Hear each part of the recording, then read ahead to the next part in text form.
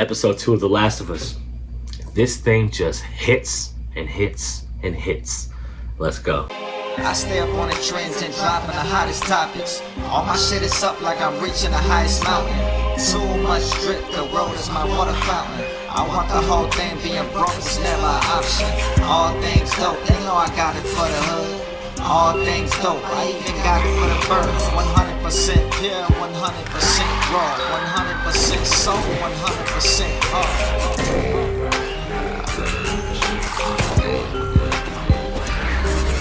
Yo, what's up, dope family? I'm stupid excited because episode 2 of The Last of Us dropped on Sunday, and I loved this episode.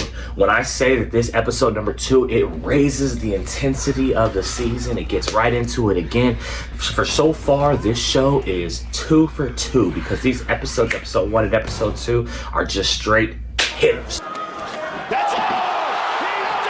I mean, knocking it out the park. My expectations for this show is through the roof. I freaking love this episode. This episode, we go along with Ellie and Joel and Tess, and they're moving across, trying to figure out what they're gonna do. And we finally get to see these clickers, and these clickers look amazing. Whoever is doing these things, it fits the game so well. Before we ever rolled any film, we gathered together a small army of people to work on how to get the clickers right.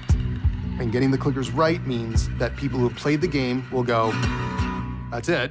And people who haven't played the game are gonna go, oh my God. These clickers are just so bomb, even to the eerie clicking sound.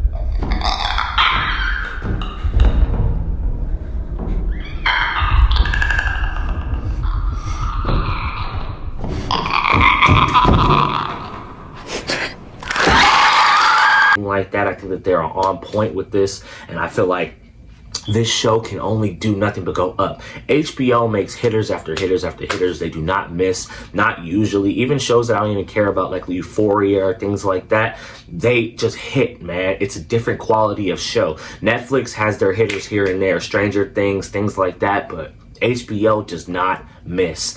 We even get into little areas and pockets of time where Ellie and Joel, Tess has to go away for a second, and then Ellie and Joel are able to have a little bit of banter back and forth, and you can see their dynamic, which is what I'm most excited for, is to see that dynamic.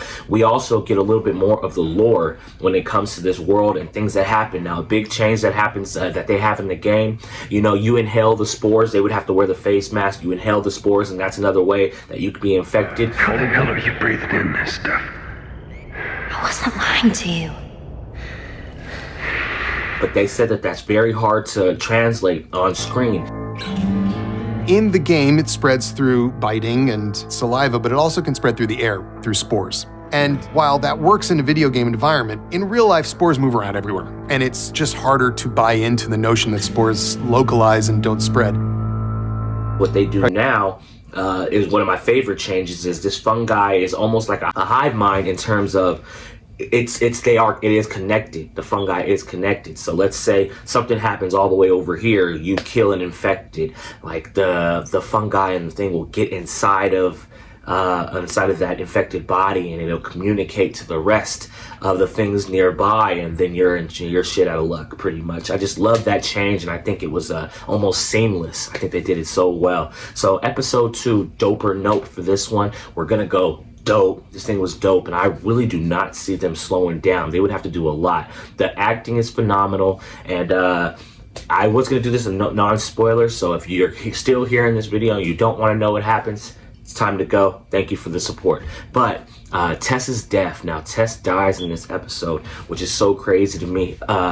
Only crazy because they did it differently, not because I didn't know, because I played the game. Now, we know how Tess dies in the game. It's by these Fedra agents and everything like that. But this time she gets bit and everything like that, and it's almost, I mean, she was already gonna die, so it's not sacrificing herself, but then she begs Joel just to keep it going with the mission. She was bit, and so was Ellie, and then at the same time, she's already starting to go through the transformation and the changes, but Ellie who was also bitten in their altercation, did not. And there's such a nasty moment where one of the infected comes up and almost starts like making out with her.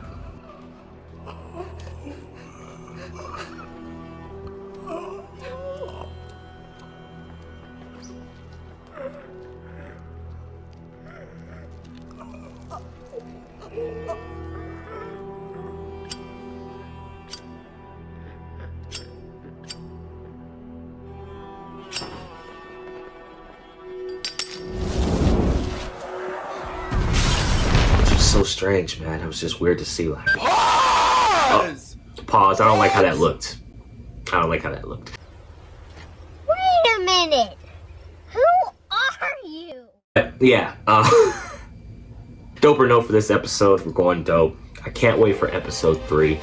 Thank you all for the love and support. We're out here. We're growing. And stay dope, though, family.